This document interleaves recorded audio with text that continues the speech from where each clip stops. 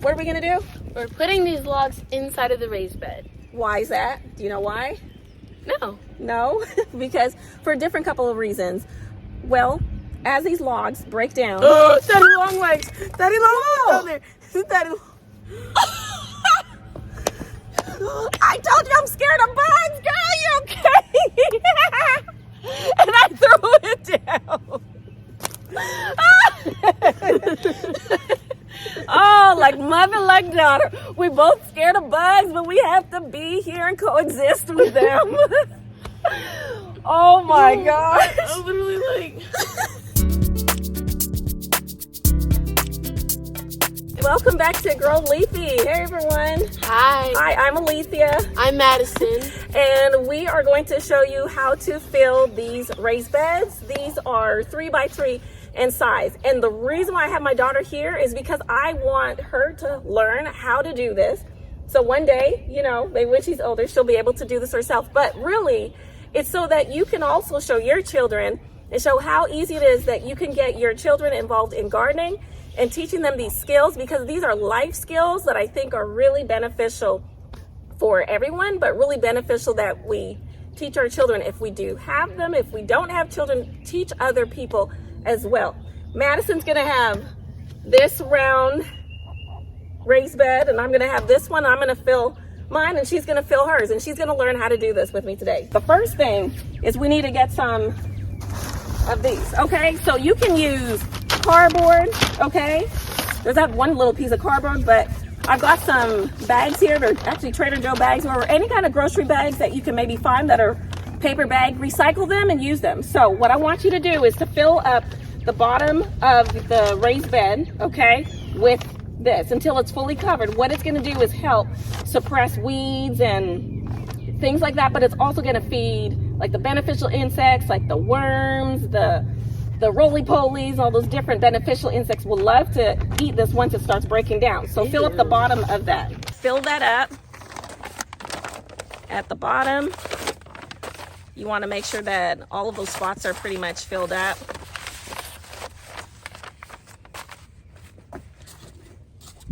And you know what? Even what I noticed with this too, because I'm still seeing some spots down here, which it's never going to be perfect, right? You just cut it.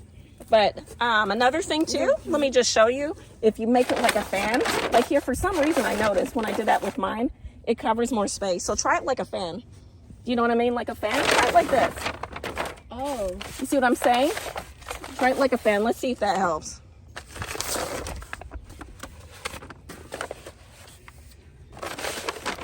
Oops.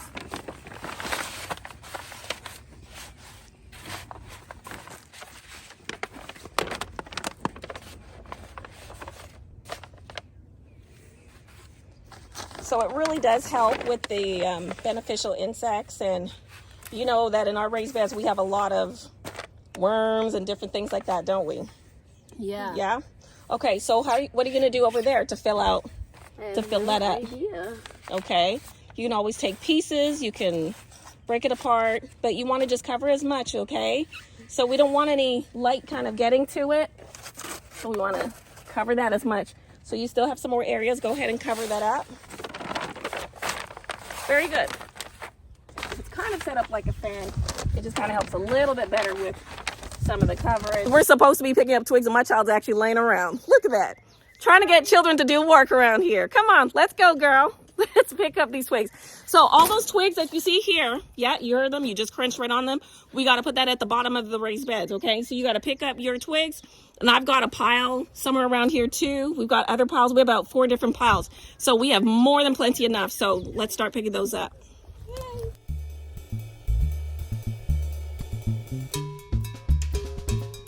What are we going to do? We're putting these logs inside of the raised bed. Why is that? Do you know why? No. No, because for a different couple of reasons. Well, as these logs break down. Oh, Daddy long legs. Daddy long legs down there. Daddy. I told you I'm scared of bugs, girl. You okay? And I threw it down. Oh, like mother, like daughter. We both scared of bugs, but we have to be here and coexist with them. Oh my gosh. I'm literally like. All right, grab your logs. Grab your logs. Ew, what is this? What is this? All right, so what are we gonna do? So let's do this again. So we're gonna do this. We're gonna drop it in this. We're just gonna drop it in. All right. So, it's like I was saying, the purpose of putting the logs and the twigs and all that at the bottom of the raised bed is because it really helps with breaking down for a good organic matter in the raised beds over the years, right? You wouldn't want to put that towards the top where your soil is, where it's looser, because for a couple of reasons, it's going to most likely rob the nitrogen, which feeds the roots of the plants and gives that healthy development. I have a question. Yeah, sorry. Your question. No, those. But what if there's like not enough big logs in there, and you have to just put the small ones? What if there's not enough big logs and you need to put the small ones? That's okay. There could be some larger ones. There could be some smaller ones. The larger ones, of course, will last longer, like years to come. And it also, the logs and the twigs, they absorb a lot of water and moisture. And if you've ever seen any logs before that have been like sitting in rain, it just really soaks up. You can break it open and you'll see there's moisture inside of it. So moisture is really good to have in your garden, not too much where it gets to the point of being anaerobic, right? Where it just creates a foul smell. But having some of that moisture absorbed, especially in raised beds, I think is important. So some people use logs, some people don't. Some people put the twigs in the bottom, some people don't. Some people use the leaves, some people just put all soil, you know. But I like to add this in just because it helps with taking up some of the space at the bottom. And then it does like a layer, like a lasagna. You know how to make a lasagna? Yeah, kind of. You know, you put the layers, you have your lasagna, your sauce, your meat, your vegetables, and you do like a layer, like a lasagna. So we're basically making like a lasagna for the raised bed. So that's what it is. Okay. All right. Let's go ahead and fill yours and I'll fill mine. These are my big logs. Yeah, so those are the big logs. If you can break the big logs, you may or may not be able to, but you can try. Like, look at this one. It's broken, and you can tell it's breaking down.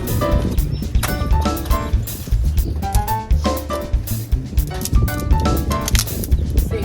So you can tell that log has been probably sitting for a year because it broke easily. If you can't, don't worry about it. Just go ahead and put it in the raised bed. It's okay.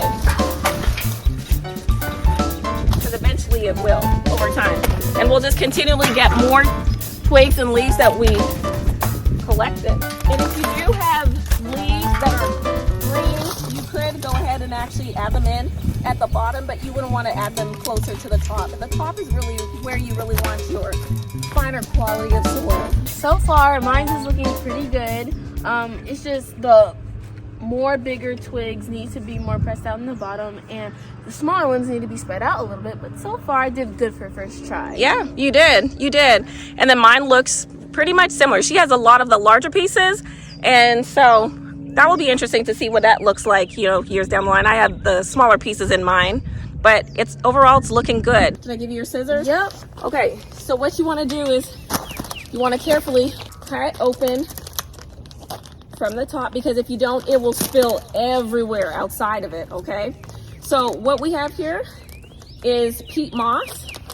Okay, we're gonna basically make our own kind of mix of soil. All right, Cool. yes. Grow leafy original soil. Well, this is something I bought at the store. Okay, but we're gonna mix it with this and some vermiculite as well. But once you open it up, if you notice this, like if you open it up carefully and then just kind of break it apart and let it fall on top, keep cutting on the other side and it will cut open. I would cut further down. So you see how far down mine went? Down here. That way it's easier, because if not, it will go everywhere. Yep, that's good. Now peel it apart. Oh, yeah, that's what I'm saying. Now just kind of pick with it at your hand. Start from the top, because it will drop. We're going to mix a lot of different things in here. A lot of times in potting mixes, when people are starting seeds, you know how I start seeds indoors? That's all right. You get dirty when you're doing gardening. But you know when I start my seeds, a lot of times in potting mixes and seed starting mixes, they put this. So when you're thinking about gardening, soil can be acidic, it could be very neutral, or it could be alkaline, right? Like for example, tomato plants like a more acidic type soil. Blueberries, they like acidic. Some flowers like more acidic, and they get that bright, colorful, purple, blue look in it, right? And then you've got some plants that like more alkaline. Well, I like to find a good neutral place, right? A neutral pH that's kind of like right in the middle, around 6.5 to 7.0, so that it works for pretty much all the plants in general, right? They can survive. You gotta get right into it, okay? You gotta just break it apart. You're doing a good job. Next, we added in vermiculite, which helps with water retention, and we're mixing it in. And now we're going to add in some compost that we've got. All right, I got compost from a landscape place, and then I also have some of my own compost that I started. Not that much of it that's left because I used a lot of it on some of the other raised beds. So we're gonna scoop it up. You're gonna drop it in the bin over there.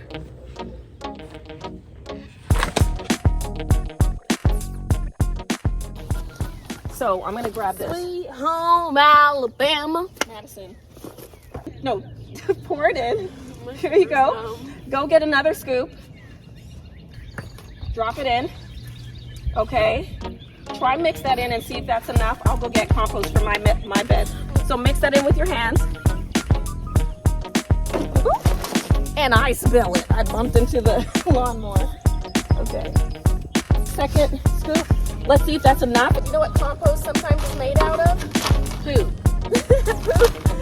It can be a mixture of like, yes, poop from animals. Especially cow poop. Cow and horse. This actually came from a horse farm. No. Go back and do the work. It's been sitting for a whole year.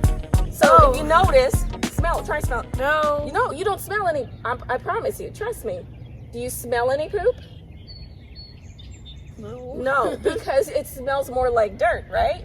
Yeah. So it's compost that's mixed with twigs, leaves. No, there's no leaves. I don't see leaves in here, but mainly like carbon materials, which are like wood chips and things like that. Keep mixing it around. You put the third one in. It's mixed. It's mixed better. I can tell. That's looking better.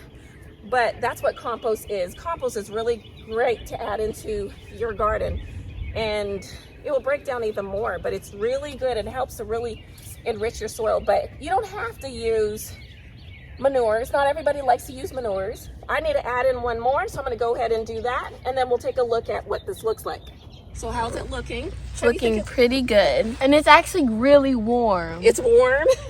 What have you learned? Like, what's one takeaway? I learned that gardening, like when you make a compost, it actually takes longer than like I thought it would take like a few months. But it takes like a year. Okay. I also learned about how you should put the thick twigs at the bottom for the beneficial insects, right? Which are what? Beneficial insects are? AKA worms. Worms. Yeah, for example, worms. And the roly-polies. Yes. So yeah, that's what I learned. Okay. What have you learned? What have I learned? That I enjoy gardening with you.